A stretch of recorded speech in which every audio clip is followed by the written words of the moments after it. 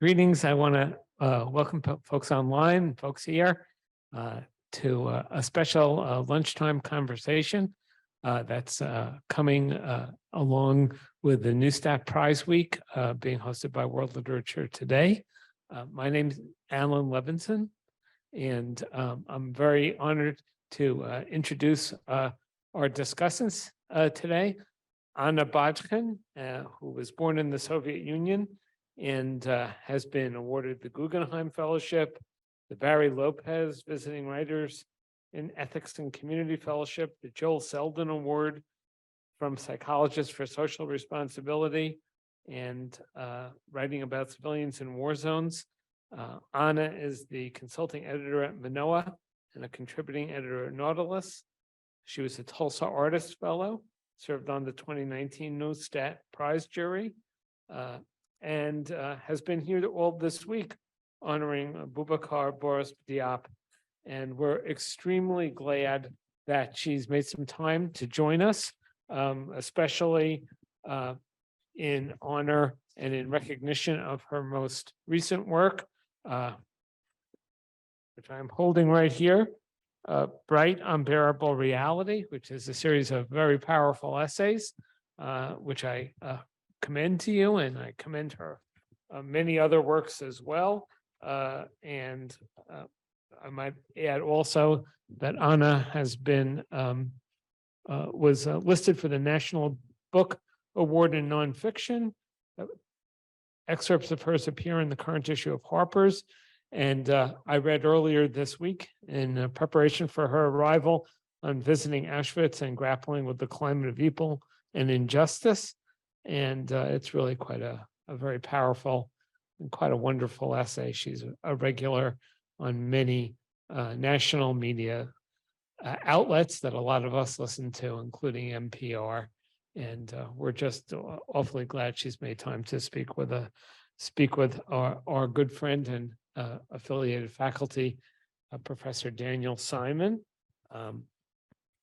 It's very hard for me to speak briefly about Daniel, but I will. He's been deeply involved since for 20 years, since he arrived at OU, with various collaborations with the Schusterman Center. We've a number of speakers we've brought together. He gives me half credit, but really deserves most credit for having written and collected some books about intolerance in the wake of the 2018 Pittsburgh synagogue shooting. He's done special issues on new literature in Hebrew and Arabic, and he has spoken at least a couple of times for Judaic Studies Just Lunch. And Daniel is just always wonderful to work with. He's the general editor or editor-in-chief of World Literature Today, and also teaches in the English department. And I think I've said enough, so I just want to thank both Daniel and Anna for being here today, and please have at it. Thank you, Alan, and thank you all for joining us today, both in person and online. It's a real honor to be here talking to my friend, Anna Badkhen, and congratulations, first of all, Anna, on the being longlisted for the National Book Award, and hopefully you have many more honors to come for this latest book, Bright, Unbearable Reality, which we will talk about today. And also just mention that Anna's been contributing to the pages of WLT for 3 or 4 years now as an essayist, and also as a book review in the current issue about, which is the November issue with Ada Limon, the new US Poet Laureate, on the cover.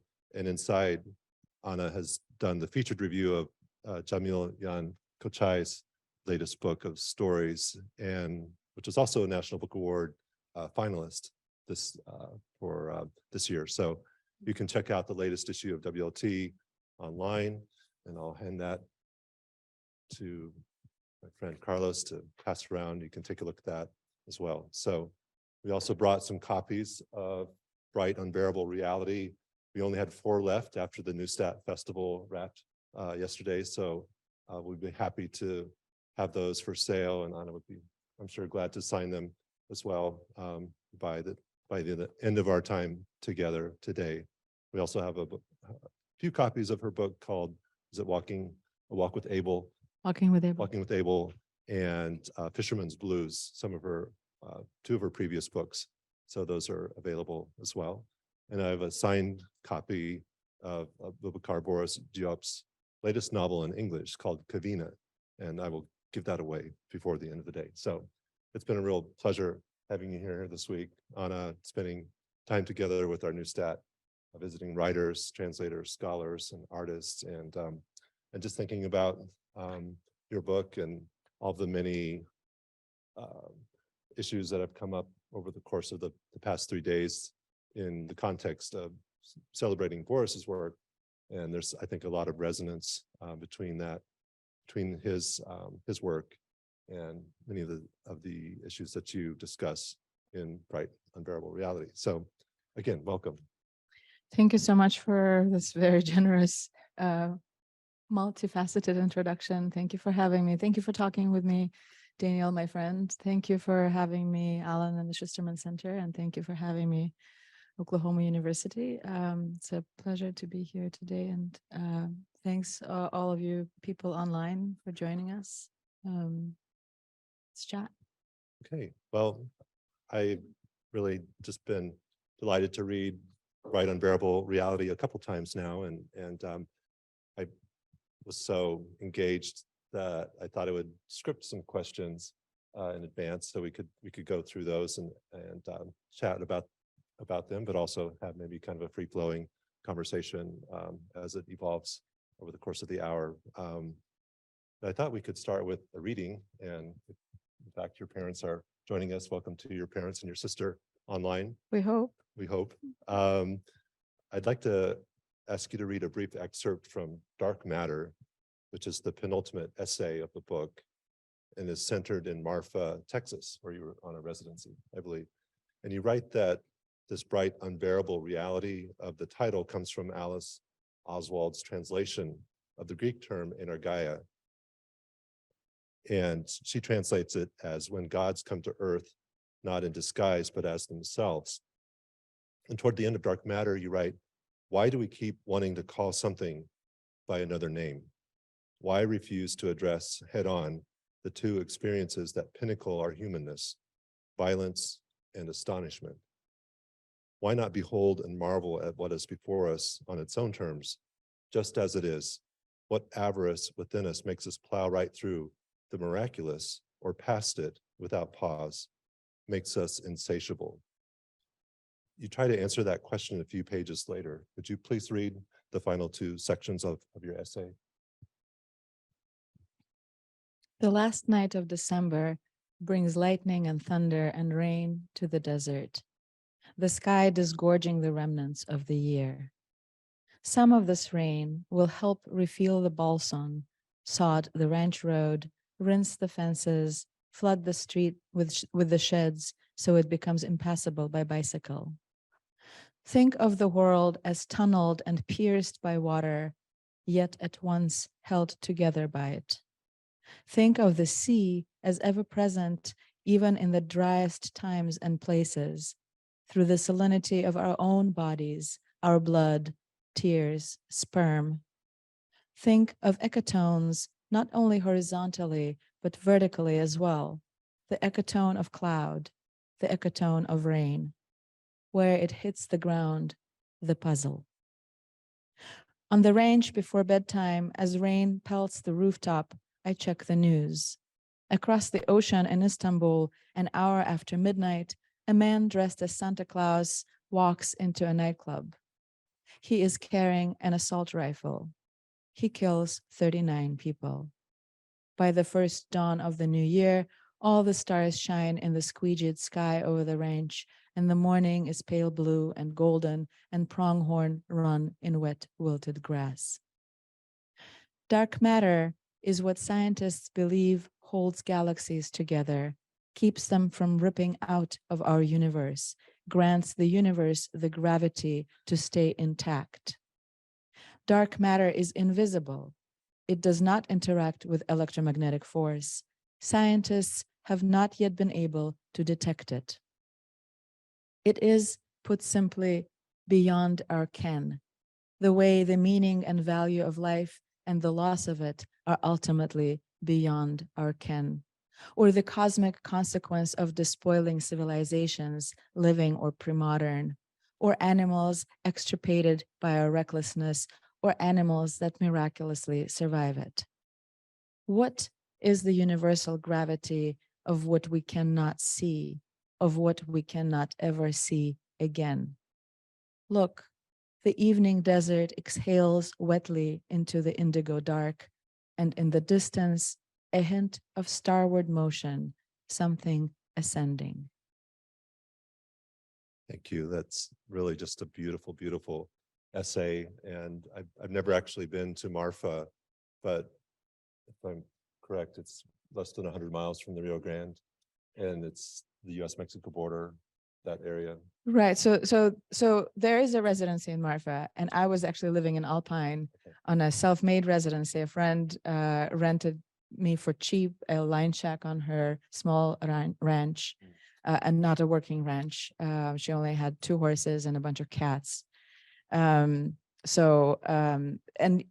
Alpine and Marfa are 25 miles apart, which is the closest distance in West Texas. They're the nearest 2 towns, and they are about 90 miles driving, and maybe 40 miles as the crow flies from the Rio Grande that marks the border between Texas and Mexico. Yes. There's so much beautiful meditation on that liminal moment there on New Year's Eve, on the first day of the year, the bright dark, in the title, the bright darkness in the title of the book. I really recommend that essay, Dark Matter, to everyone here. Thank you. Some of the most beautiful moments in the book, like the passage you just read, like your description of Lucy's rib cage and the painting of St. George in Lalibela, Ethiopia, take place against the darkest backgrounds, both literal and metaphorical. And in your essay on the pandemic, you write, perhaps all of our existence post-Eden is an effort to reckon with the price we pay for poetry. And I'm just really interested in that kind of chiaroscuro technique, both as an artist, as a writer, as an aesthetic choice, but also I see it as almost a path toward ethical imperatives for you. Do you see it that way? Yes, but maybe less as an aesthetic choice as a writer, because I don't think about craft when I make work. I don't think about technique. I write because of an ethical imperative. So maybe the way it comes out is because of an ethical imperative, and it looks like technique. So I think it's just reverse. Okay. But I think I was a journalist in a past life, and one of the reasons I walked away from journalism is because journalism, especially Western style journalism, keeps insisting on this, in my eye, impossible idea of objectivity. But we cannot be objective and human at the same time. We cannot, even by choosing to describe something or pay attention to something, we are not being objective. So maybe this is how I see the world. Or let's put it this way, these essays, most of which I wrote between 2020 and 2022, with the acceptance of a couple that I wrote in 2018, are all how I see the world at the moment. And I guess the way I see the world at the moment is pretty dark.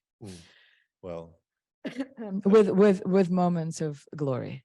well, I think that's right there again in the title of the book, the brightness, the unbearableness of the reality. There's these moments of hope and the miraculous, and against that that kind of stipple, that darkness. And again, thinking about Boris Diop's work, he writes in this essay called Transforming Genocide into Art, after he'd gone to Rwanda in 1998 to a site of genocide, to Murambi to this polytechnic school where almost 50,000 Tutsi had sheltered and were murdered. He says when he went to Rwanda, he felt commissioned by the dead and those who could not speak to write.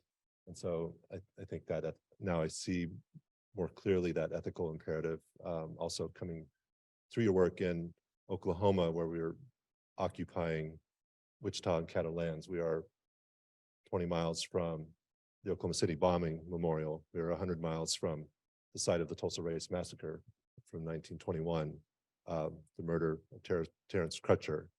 You write about police lynchings in Philadelphia. I think there are just so many aspects of that book that are on the scale of cosmic or almost kind of universal scope, but then they're very rooted in the now in terms of where we are as a global community in the Anthropocene, and what are the implications for how are we going to live together.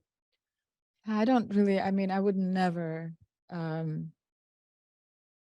take it upon myself to say that I feel that my work is commissioned by anyone, by the dead, or nobody give me permission to speak on anybody's behalf. But I do think, I wonder in this collection very privately about very global issues. Because I think I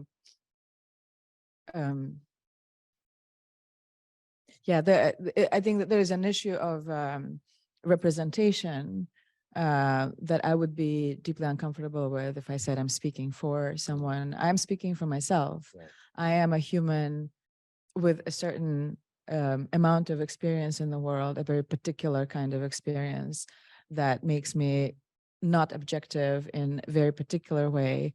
And from that position, I look at our history and our present and our directions and potential with horror and hope. And, you know, the essay form is a great place to try to reconcile, or not even reconcile, but explore more than one direction. So I think that what I want to know as a human living today on this planet is, where are we going and where can we go? And so these essays are a response to that very personal terror and hope that is informed by very global events in my neighborhood, in my adopted country, in the country of my birth, in the countries where I have traveled, and in the countries where I have not ever set foot. Yeah, I think that journey metaphor is right there at the outset of the book, where you write about spending taking a week-long walk through the Sahara, and many of the journeys in the book kind of retrace routes that pilgrims have traversed before you: Hajj pilgrims in Mauritania, Orthodox Christians in Ethiopia, and hundreds of millions of war and climate refugees in the 20th and 21st centuries. And you wonder, when does a journey begin? And for you, that journey began in the late Soviet era, temporally, but has since ranged geographically across the Middle East, Africa, and North America. What drives you really to essay the world, to use this essay form in your life and in your writing? I think you just kind of spoke to that in some ways, but is there, coming out of that particular moment of being born in the Soviet Union in the late 70s, and in your travels and in your work as a journalist, is there something else that sparked that journey early on that has brought you to where you are today?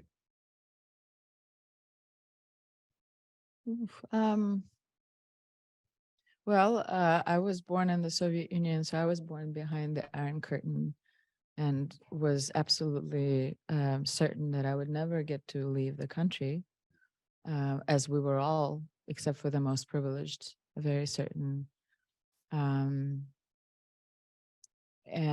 the fact that I have been privileged enough to leave the country multiple times, travel around the world many times, is maybe that is where the imperative is, that I do have this privilege, or have had this privilege, and this privilege has allowed me to accumulate a certain amount of knowledge.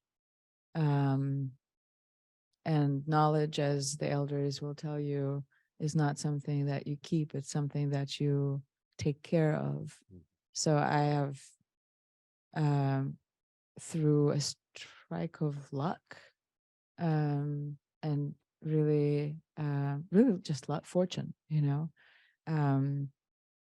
become the keeper of a particular knowledge that I feel the obligation to share in ways that I know how to share it. And this is one way that I know how to share this knowledge. So, the journey, and I hope that this is that I will continue finding ways to share, and also new ways to continue to learn. It doesn't have to be geographical travel. I think also, when you have a certain amount of experience specific to various states of dire states, maybe, or extreme states of human condition, or what we in the West, in the West consider extreme states of human condition, then it shapes the way you journey, and it shapes the way you imagine, and it shapes the way you keep knowledge. And I think that's kind of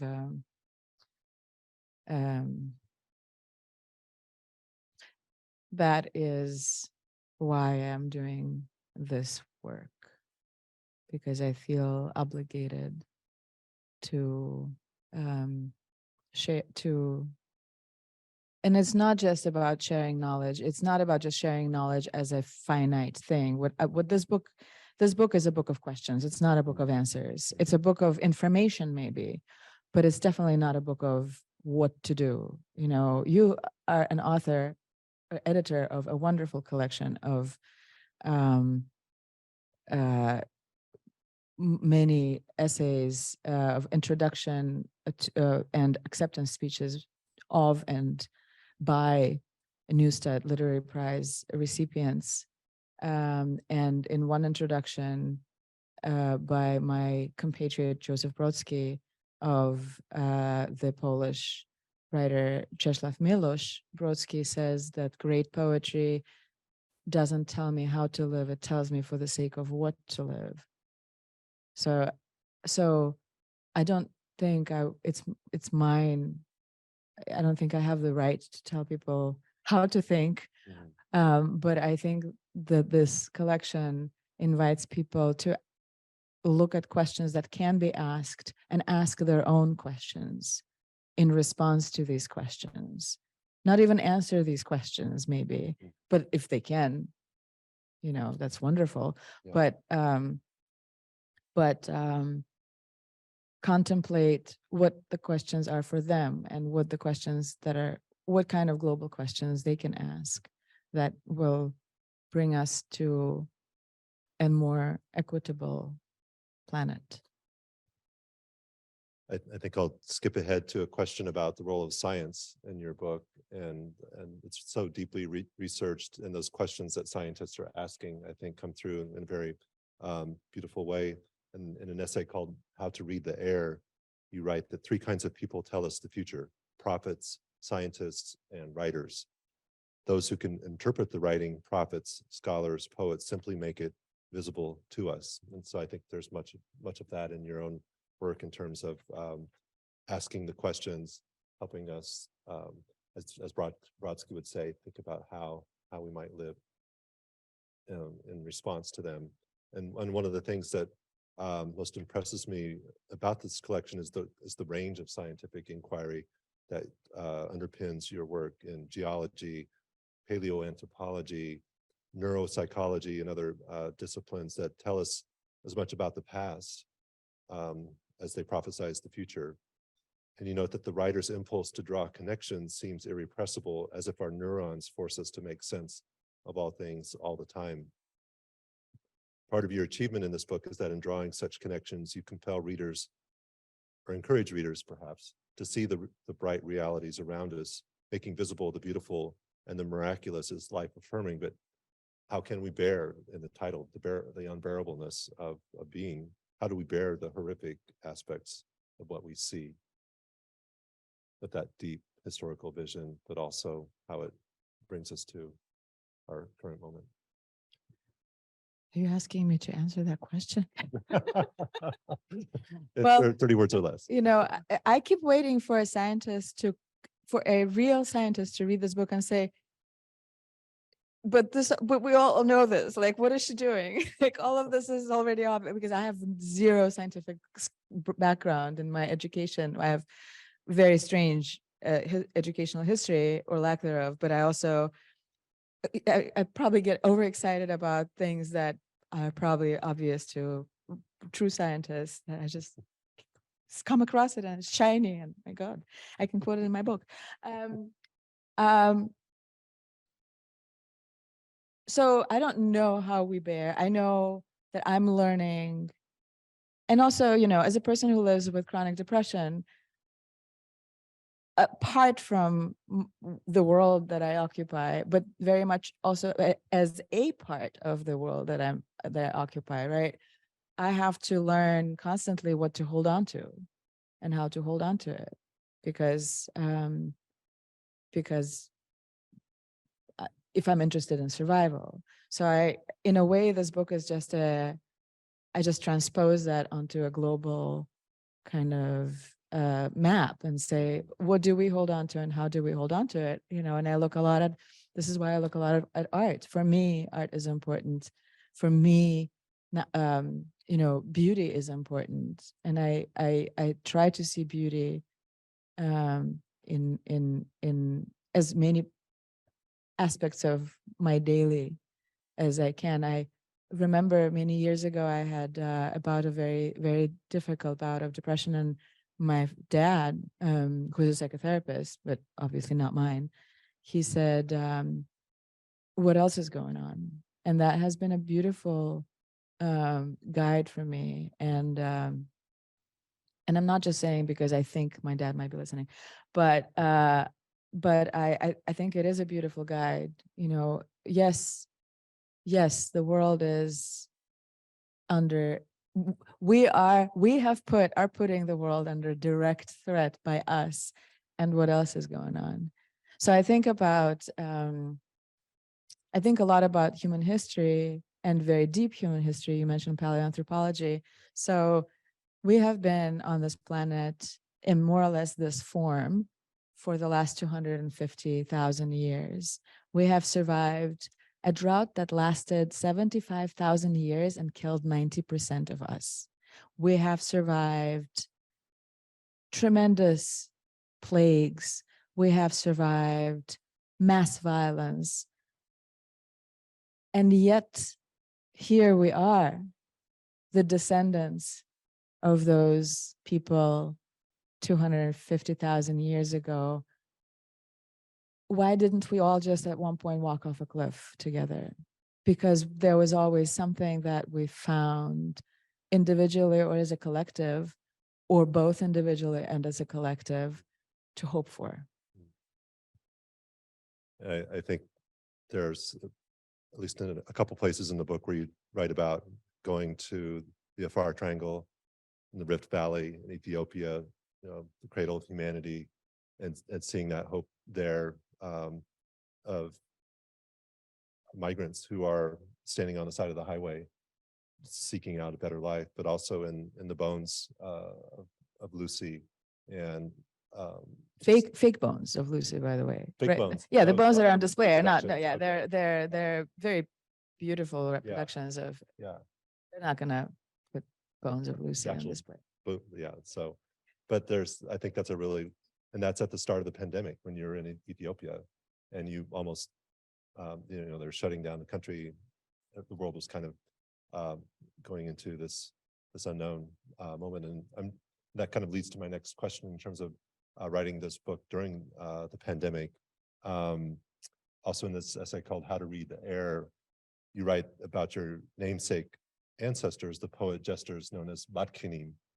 And in an email to me, you once wrote that in the 17th century, a Cossack army massacred upward of 100,000 Jews and expelled tens of thousands more from their homes in what is now Poland and Ukraine. I wonder what it was like for those jesters, you wrote, to try to find light after such pogroms. I wonder if there were Paul Celans and Elie Wiesels among the Badkhenim of the 1650s. I wonder what they sang to cheer up the sad and what we must sing now to remain honest and yet to remind people to breathe. And you wrote that email in the earliest months of the pandemic, the earliest days of the pandemic and COVID-19. And I'm thinking, how did that experience of this global phenomenon impact the writing of the book? Well, there was plenty of time to write the book. Yeah, I think that moment of the terrifying moment, well, it wasn't a moment, it was months of dread, at least a year of dread. And I live in West Philadelphia, which is a predominantly African-American neighborhood, which was disproportionately affected by the pandemic. As we know, in this country, Black and Brown communities suffered the most, and especially indigenous communities, Native communities. But my daily soundtrack was the sirens, the ambulance sirens, and funeral processions in front of my writing window every day. So it was really, it was a good time. I mean, it was a horrible time, but it was I think it was the proper time to think about global issues. I don't mean global in the sense of geography. I mean global in the sense of ethics. Mm-hmm. And as I think, it's interesting to me that you ask me this now, because, I put this collection together. Then there were months of edits, and then there were months of production, and then there was a recording for the audiobook. And that was really the first time since, in more than a year that I'd read the collection out loud into a microphone. And, well, the first time into a microphone, but as I was reading that essay and thinking about that time, I thought about how, and the essay is called "The Pandemic, Our Common Story," because I was thinking about how that event was the first event since humans migrated, dispersed out of the few places in Africa where we were born, through Africa and through over to other continents, that we truly had one story in common that affected every one of us immediately, and we all knew about it, right?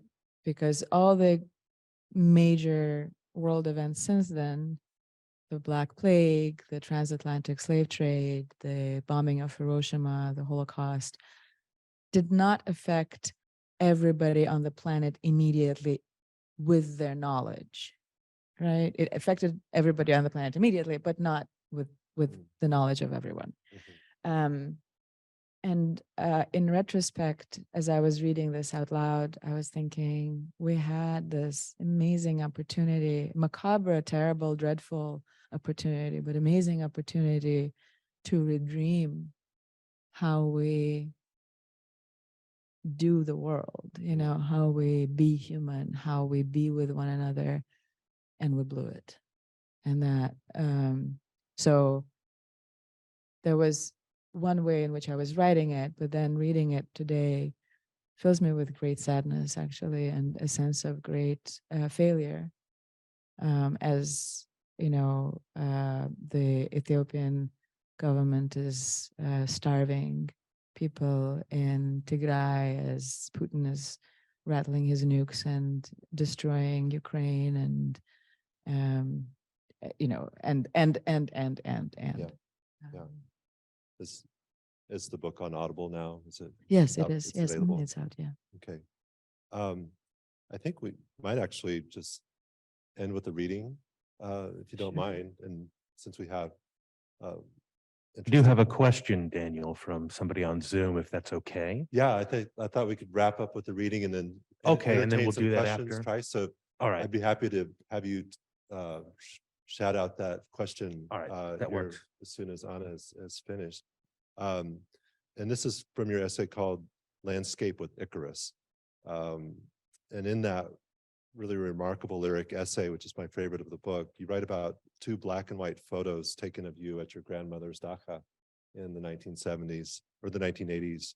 A color photograph of your father from the 1950s and your Senegalese friend Koura and the children who, dreaming of a better life, set off in fishing pirogues for Europe.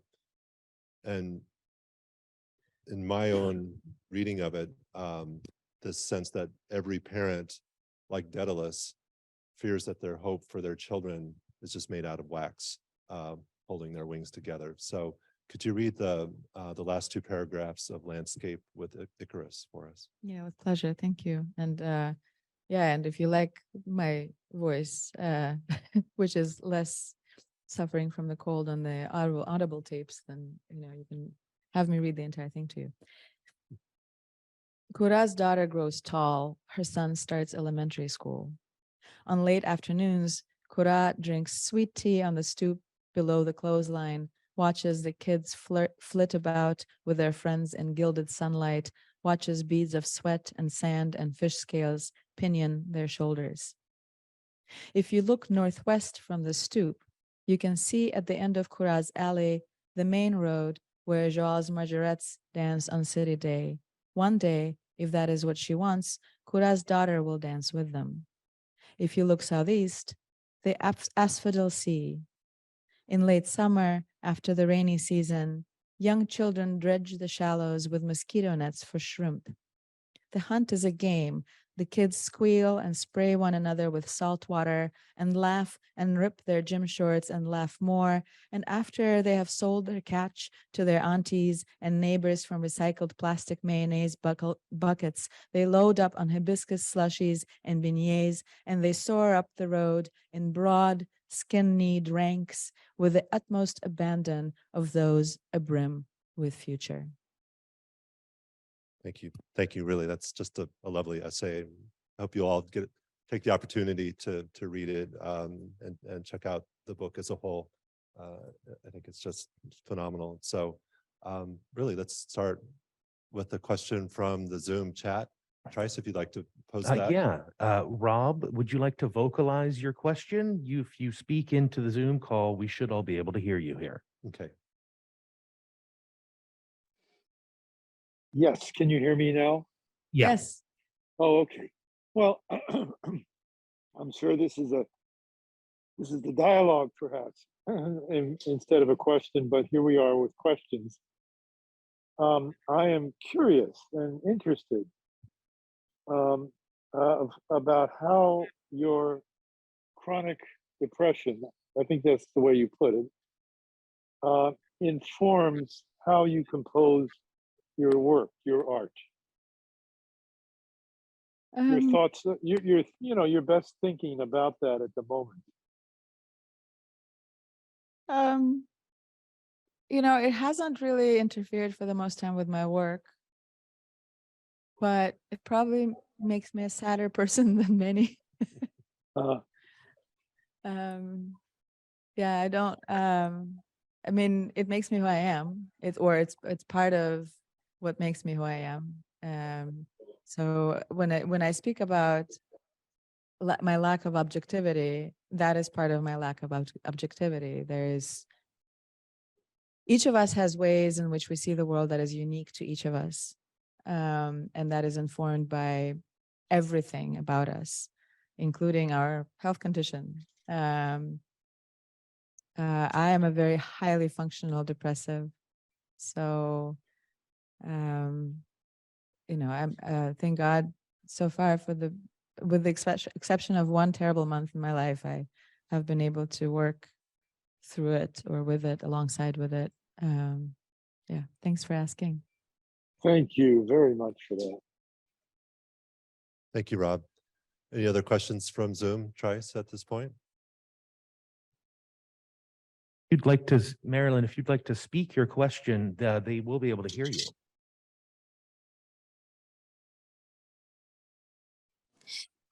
Okay, sorry. I guess my question would be, what advice do you give to people who are going into the world and want to do better by it? Like, what is your process when you see like the world the way it is, and you just want it you just want to do better, I guess, for it. Well, that's a great start. Recognizing that you want it to be better is a beginning.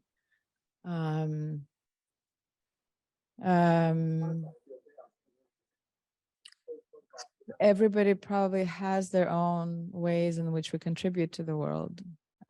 So I encourage you to think about ways in which you can contribute to the world and in making it better. If that's the question. But if the question is, how do we not despair, looking at the world and wishing that it were better, then my answer is the same. I think being proactive is a good thing. I think thinking about truly what we can contribute, but thinking carefully about it, not, thinking carefully about it with the recognition of our privilege, with the recognition of our positionality, with the recognition that we need to be asking questions rather than giving answers. Said Anna, giving an answer to a question. Marilyn, are you a student? Yes, sir, I am. I found this luncheon very inspiring. I'm sorry, I'm at work, so that's why I can't really talk. But yeah, I'm looking forward to reading this. I wish I was there.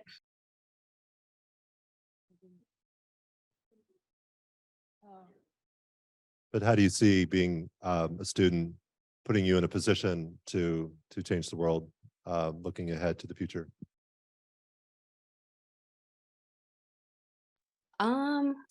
I guess I would say I just feel like just focus on what you can control. Like, always remember that, and always lead with like empathy, and I guess I always try to put myself in other people's shoes, and like remember that not everybody does come from like the same background or don't have the same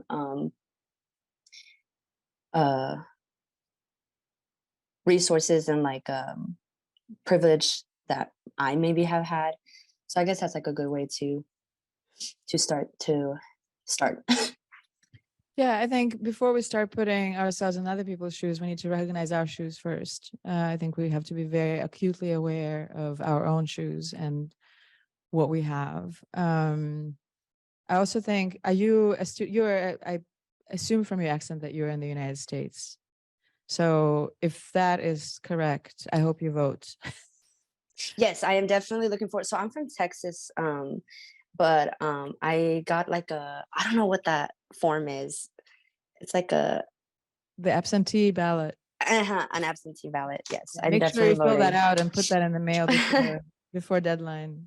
Yes. So that's a very direct way in which you can influence the world right now, because And change. oh my God, yes, big time. I mean, it's interesting,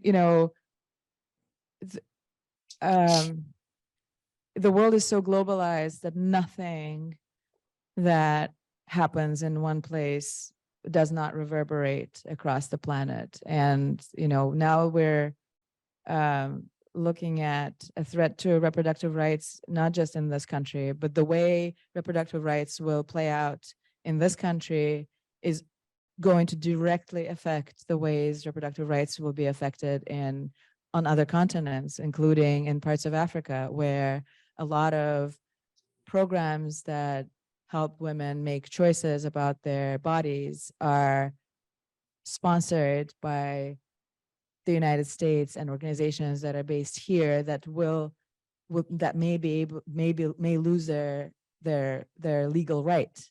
Mhm. Think about things like that. That's, those are your shoes, and you can walk on them. Right. Those are the things you can control. Thank you. Or Thank you. not, or like take part in. Thank you. Thank you, Marilyn. Any questions from our audience in the room? Yes. And tell your name to us, please. Hi, my name is William. Yeah, I had a question. I mean, I'm not a scientist, and you said you're no scientist too, but the statistic in your book about, I think it was like 1/5 or 1/10 of the world's going to be uninhabitable by 2070 at this rate. How do you find hope for, like, just personally in that? We kind of talked about despair a little bit, but and with like the trapped refugees that you also talked about, does this seem like something from the past 250,000 years that we're gonna hurdle over, or is it different? And like, how do you find hope in that? Well, one thing I find, thank you for the question. One thing I find is one of my reactions is, oh my God, we have a lot of work to do. Just a lot of work to do. So there is hope in that space, that there is still work to be done, right? That we can, if not prevent dramatic ongoing climate catastrophe that will change the way we populate, humans and non-human animals populate the planet, then at least we can respond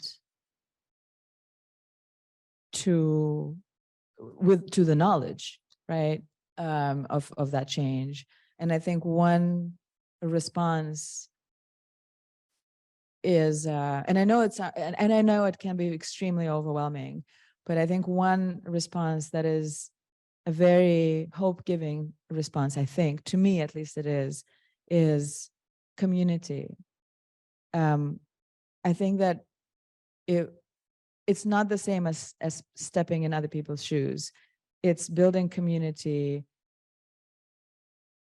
growing community, and creating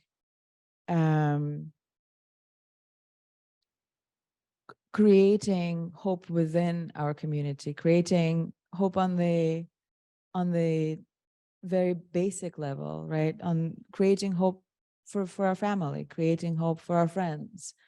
I think that is the very basic spaces. Making your friend feel better, making soup for your mom, things like that. And I know it sounds very small in comparison to the very big numbers, but the big numbers are made out of very small instances of mistakes. And they can be confronted with very small instances of corrections. Thank you. And this phenomenon of trapped refugees, it's not just elsewhere, it's everywhere, and it's here around us. Definitely. I mean, there is the climate catastrophe is happening in the state, right? It's happening all over the planet. And people who are unable to move away from affected areas are also happening in the state. So, it definitely does not happen elsewhere. Yeah. Okay, well, I think we're pretty close to the top of the hour, so we should probably wrap up. There's again an opportunity to purchase copies of Bright Unbearable Reality for those of you in the room. I believe there's also a link on the Schusterman Center website to the book itself, so you could always find it online as well or in your local bookstore. So with that, really thank you to Trice as our host today online. Thank you to Alan Levinson, everyone in the Schusterman Center. Thank you, Anna, for this opportunity to speak. Thank you, Daniel. Thank you, everybody, for coming. Be kind.